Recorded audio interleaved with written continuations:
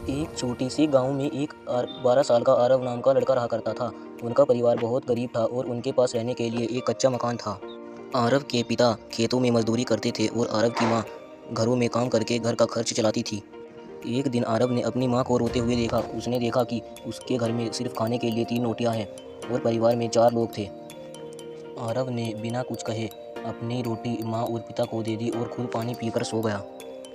अगली सुबह जब आरव स्कूल गया तो उसने देखा कि उसके जूते और कपड़े फटे हुए हैं और उसे देखकर स्कूल के बच्चे उस पर हंस रहे थे। लेकिन आरव ने किसी की बात का बुरा नहीं माना और उसने मन ही मन ठान लिया कि मैं एक दिन अपनी मेहनत से सबको जवाब दूंगा। स्कूल से लौटने के बाद आरव अपने पिता के साथ खेतों में काम किया करता था ताकि घर का खर्च चल सके। रात को गांव में बिजली नहीं आया करती थी, इसलिए आरव सड़क पर लाइट के नीचे बैठकर पढ़ाई किया करता था।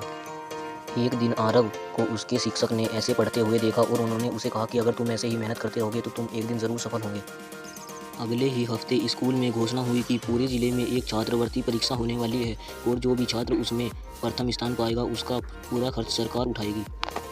यह खबर सुनकर आरव के मन में उम्मीद की एक नई किरण जाग गई और उसने मन ही मन ठान लिया कि यह अपनी किस्मत बदलने का एक अनोखा मौका है। अब आरव पहले से भी ज़्यादा मेहनत करने लगा।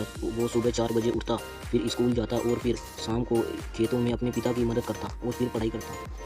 परीक्षा में केवल 3 दिन बचे थे और अचानक आरव के पिता बीमार पड़ गए और उनके घर में दवा लाने तक के पैसे नहीं थे। आरव ने पूरे गांव में छोटे मोटे काम किए, किसी के खेतों में पानी दिया, किसी की दुकान पर काम किया ताकि पिता की दवाई आ सके। इतनी मेहनत के बाद भी उसने अपनी पढ़ाई नहीं छोड़ी और इतना थका हारा होने के बाद भी वह रात को आकर पढ़ाई करने लग जाता था। आखिर परीक्षा का दिन आ गया। आरव ने भगवान का नाम लिया और परीक्षा कक्ष में प्रवेश किया। परीक्षा कठिन थी पर आरव ने सब सवालों का जवाब पूरी मेहनत के साथ दिया।